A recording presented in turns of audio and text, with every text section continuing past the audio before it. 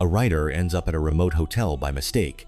He desperately tries to escape its grip, but no matter where he hides, whatever is lurking in the shadows always finds him.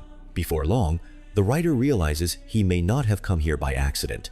This is the 2026 folk horror movie, The Haunted Journey, Witch's Curse. The story begins with a conqueror and a young boy searching for treasure in the desert.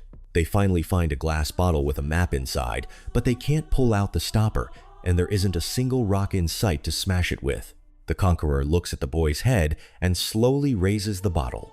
Just as he's about to strike, the scene suddenly freezes. It turns out this is only the unfinished ending of a novel. Our main character, Om, is an American writer known for his horror novels. His Conqueror series is a huge hit, but he still can't figure out how to end the final book. Ever since his parents died, Om has often seen visions of his mother around the house.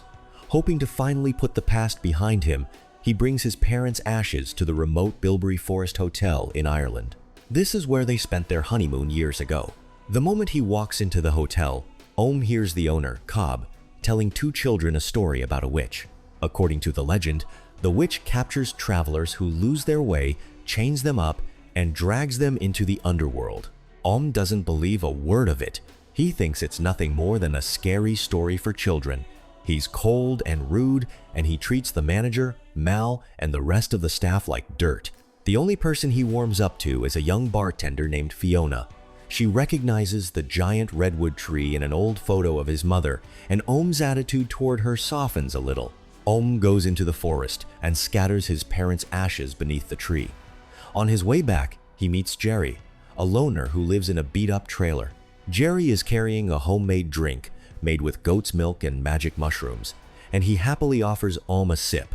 That night, Om tells Fiona about his unfinished novel. He wants the conqueror to smash the bottle against the boy's head, only for neither of them to get the treasure. Fiona thinks the ending is way too dark, but Om says real life was never meant to be kind. He then tells her how his parents died. Om claims his mother was shot when she came home one day. Since the shooter was only a child, he was never punished. Om's father couldn't live with the grief. He started drinking every day and eventually died as well. When the conversation turns to his parents' honeymoon, Om asks about the suite where they stayed. Fiona tells him it has been sealed off for years because Cobb believes a witch is trapped inside. She also tells him that if the witch ever comes after him, he should draw a complete circle around himself with chalk. As long as he stays inside it, she won't be able to reach him. That's when the bellhop, Albie, joins the conversation. He's a huge fan of Om's books and is writing a novel of his own. He asks his idol to read it, but Om makes fun of him for being nothing more than a bellhop. Then he deliberately presses a scalding hot spoon against Albie's hand. Late that night, Fiona finds Om's recorder and some of his belongings at the front desk. She tries to return them, but no matter how many times she knocks on his door, there's no answer. She asks Albie to unlock the room. The moment they step inside, they find Om hanging from a rope. Luckily, Fiona cuts him down in time and saves his life. Several weeks later, Om wakes up in the hospital. Halloween has already passed, and the hotel has closed for the season. When he returns to collect his luggage, Mal tells him that Fiona disappeared after the Halloween party. Mal immediately suspects Jerry. Fiona met with him shortly before she vanished, and Jerry's wife died under suspicious circumstances 10 years earlier. While gathering his belongings, Om also finds the small hacksaw Fiona used to cut the rope. Since she saved his life, he feels like he owes her. So he heads into the forest to confront Jerry and find out what happened to her.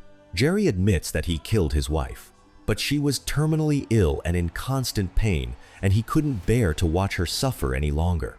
As for Fiona, Jerry swears he never hurt her. In fact, he believes she died somewhere inside the hotel. A few days earlier, Jerry had snuck into the hotel looking for medicine. While he was there, the call bell for the honeymoon suite suddenly started ringing. Then he saw Fiona standing silently in the lobby, pointing at the bell again and again. Jerry already has a copy of the suite key. He plans to sneak into the hotel that night and find out whether Fiona is trapped inside. Om doesn't believe in ghosts, but this is their only lead, so he agrees to go with him. Late that night, the two men slip into the empty hotel. Jerry enters a storage room to find something they can use as a weapon, but Fergal, the hotel's caretaker, sneaks up behind him and knocks him out. Fergal throws Jerry into his car and prepares to take him to the police. Om stays hidden and doesn't make a sound. Just as Fergal is about to leave, the call bell for the honeymoon suite rings all by itself. Using Jerry's key, Om takes the elevator to the top floor alone. The suite is covered in dust, yet an antique grandfather clock is still ticking away. Om searches everywhere but finds no sign of Fiona. He finishes the whiskey in his flask, collapses onto the bed, and falls asleep. While he's unconscious, he sees his mother and a creepy man in a rabbit costume. Then, a memory he has buried for decades comes flooding back. His mother wasn't murdered by a stranger. When Om was 10 years old, he took his father's gun and started playing with it. The gun accidentally went off, killing his mother.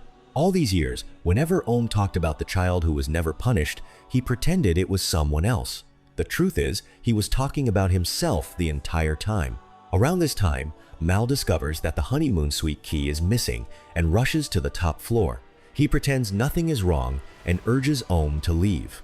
Om still can't find Fiona, so he reluctantly follows Mal out. But just as he's about to leave the suite, he notices a hidden door behind the wall and a service elevator switch beside it. Mal immediately panics. He tries to stop Om and keeps insisting there's nothing down there. But Om has already pressed the button. A platform slowly rises into the room, and curled up inside is Fiona's body. While Om stands frozen in shock, Mal runs out of the suite and locks the elevator gate from the outside. Beside Fiona, Om finds his recorder containing the final messages she made while trapped underground. It turns out Fiona was pregnant with Mal's child. Mal was terrified his wife would find out. He was also afraid Cobb, his father-in-law, would kick him out of the hotel. On the night of the Halloween party, Mal slipped something into Fiona's drink. Once she passed out, he put her on the elevator and sent her down into the basement. The controls down there hadn't worked for years. When Fiona woke up, she had no way to get back upstairs. All she could do was keep pressing the call button in the darkness until she no longer had the strength. The witch legend gave Mal the perfect cover for what he had done.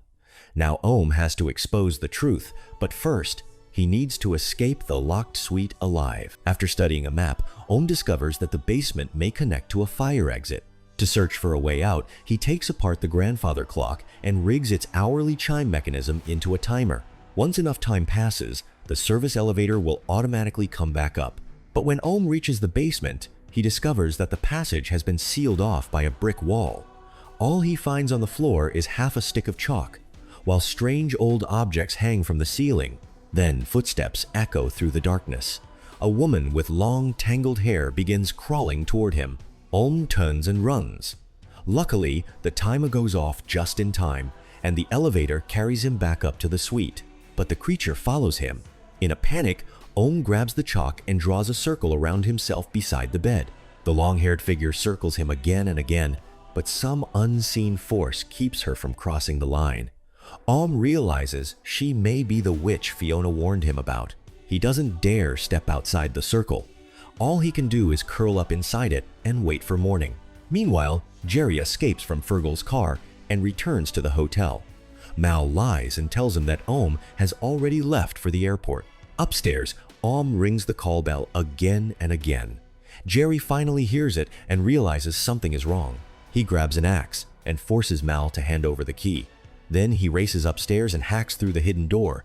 But just as he frees Om, Mal appears behind him with a crossbow and shoots Jerry with an arrow. Even worse, Mal has already set fire to the lower floor. He plans to burn Fiona's body along with every piece of evidence. But he forgot one important detail. Jerry still has the elevator key. As smoke quickly fills the hotel, Mal finds himself trapped inside. Om grabs the key first and takes the elevator down to the basement. With no other way out, Mal is forced to follow him. Om quickly draws a complete chalk circle around himself. But the witch still appears and wraps invisible chains around his wrists. The circle keeps her from dragging Om away. Mal has nothing to protect him. He watches helplessly as chains wrap around both his wrists. Then his body is slowly pulled toward the dark world beyond the wall. At that moment, Om sees his mother again. In tears, he finally gives her the apology he has carried inside for all these years. But she doesn't blame him. She tells him that what happened was an accident and that he can't spend the rest of his life trapped in the past, punishing himself. For the first time, Om stops running from the truth. He reaches into his pocket, pulls out the small hacksaw that once saved his life, and cuts through the chains. Then, he grabs the key and escapes upstairs. By now, the entire hotel is going up in flames. Om reaches the entrance but collapses after breathing in too much smoke. Luckily, Fergal returns after realizing Jerry escaped. He finds Om and pulls him out of the fire just in time. Om wakes up in the hospital once again, and Albie comes to visit him with a gift. The police have recovered Fiona's and Jerry's bodies, but they haven't found a single trace of Mal. Albie also admits that what happened to Om the first night wasn't caused by alcohol alone. After Om burned him with the spoon, Albie wanted revenge. So he secretly poured some of Jerry's magic mushroom powder into Om's flask. If that's true, were the witch, the rabbit man, and Om's mother all hallucinations caused by the mushrooms? Then again, Om still has chain marks around his wrists. Maybe the mushrooms didn't create those things. Maybe they simply allowed him to see what was already there. After everything he has been through, Om stops looking down on Albie and promises to read his entire novel. He also finally writes a new ending for his own story. The conqueror can't bring himself to hurt the boy. Instead, he hands him the bottle and tells the boy to smash it against his head. But the boy can't do it either. He throws the bottle far into the desert, then turns around and hugs the conqueror. All they gave up was a treasure that might not have even existed. In return, they gave each other a chance to keep living. When you're haunted by something you can never forgive, do you keep carrying it while running from the past? Or do you finally write a new ending for the life you still have left?